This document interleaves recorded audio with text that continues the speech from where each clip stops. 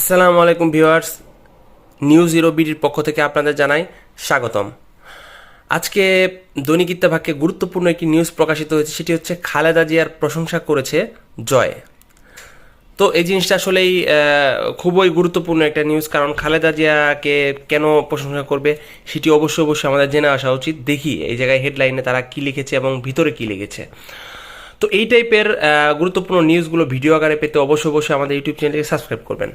তো দেখুন, এই জায়গায় তারা লিখেছে, গণতান্ত্রিক লড়াইয়ের জন্য বিএনপির সঙ্গে কাজ করার ইচ্ছা প্রকাশ করেছেন সাবেক প্রধানমন্ত্রী ও আওয়ামী লীগ সভাপতি শেখ হাসিনার ছেলে সজীব ওয়াজেদ জয়। মানে সে বিএনপির সাথে একসাথে কাজ করতে চাচ্ছে। শুক্রবার রাতে রয়টার্সকে দেওয়া এক সাক্ষাৎকারে তিনি একথা জানান। যুক্তরাষ্ট্রের ওয়াশিংটন থেকে তিনি রয়টার্সের সঙ্গে কথা বলেন। সাক্ষাৎকারে বিএনপি চেয়ারপারসন খালেদা জিয়ার প্রশংসা করে সজীব ওয়াজেদ জয় বলেন, খালেদা জিয়া তার বক্তব্যে সব ধরনের শত্রুতা বা প্রতিশোধ পরায়ণতা ভুলে যাওয়ায় সে আহ্বান জানিয়েছে, তিনি সেটির প্রশংসা করেছেন।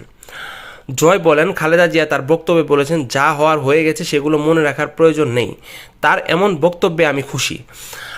আমরা অতীত ভুলে যাই, আমরা রাজনৈতিক প্রতিহিংসা চরিতার্থ না করি। আমাদের সবাইকে একসঙ্গে কাজ করতে হবে, সেটি ঐক্যমতের সরকার হোক বা না হোক। গণতান্ত্রিক লড়াইয়ের জন্য বিএনপির সঙ্গে কাজ করার ইচ্ছা পোষণ করে আওয়ামী লীগ সরকারের প্রধানমন্ত্রী উপদেষ্টা পদে থাকা জয় বলেন, বাংলাদেশে একটি গণতান্ত্রিক নির্বাচন আয়োজন ও গণতন্ত্র পুনরুদ্ধারের আমরা বিএনপির সঙ্গে কাজ করতে চাই। আমরা তাদের সঙ্গে কাজ করতে চাই এটি নিশ্চিত করার জন্য যে বাংলাদেশে শান্তিপূর্ণ গণতান্ত্রিক পরিবেশ থাকবে, যেখানে অবাধ ও সুষ্ঠু নির্বাচন হবে। জয় বলেন, রাজনীতি ও আলোচনায় গুরুত্বপূর্ণ বিষয় বলে আমি মনে করি। আমার নানা ইস্যুতে তর্ক করতে পারি না। আমরা কোনো বিষয়ে একমত না হতে পারি, তবে ভিন্নমত পোষণের অধিকারের প্রতি আমাদের একমত হতে হবে, আর আমরা সব সময় আপোষ করার উপায় খুঁজে বের করতে পারি। সাক্ষাৎকারে সজীব ওয়াজেদ জয় বলেছেন, শেখ হাসিনা আনুষ্ঠানিকভাবে প্রধানমন্ত্রীর পদ থেকে পদত্যাগ করেননি, সে সময়টুকু তিনি পাননি।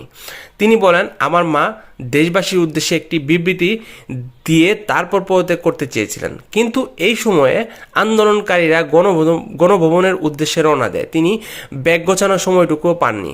আমি যতদূর জানি সংবিধান অনুযায়ী তিনি এখনও বাংলাদেশের প্রধানমন্ত্রী।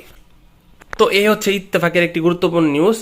তো এই জায়গায় এটি আসলে খুবই প্রশংসনীয় যে রাজনৈতিক সব প্রতিহিংসা ভুলে জয় খালেদা জিয়ার প্রশংসা করেছেন, এবং খালেদা জিয়া বর্তমানে যে ধরনের মন্তব্য করছেন এটি আসলেই কোনোভাবে কোনো দলের বিপক্ষে তিনি কোনো কথা বলছেন না। তো এটি আসলে খুবই গুরুত্বপূর্ণ। আর এরপর কোনোভাবে আওয়ামী লীগ বিএনপির সাথে কাজ করতে পারবে কিনা বা আওয়ামী লীগ দেশে প্রভাব খাটাতে পারবে কিনা এটি কিন্তু খুবই সন্দেহের বিষয়।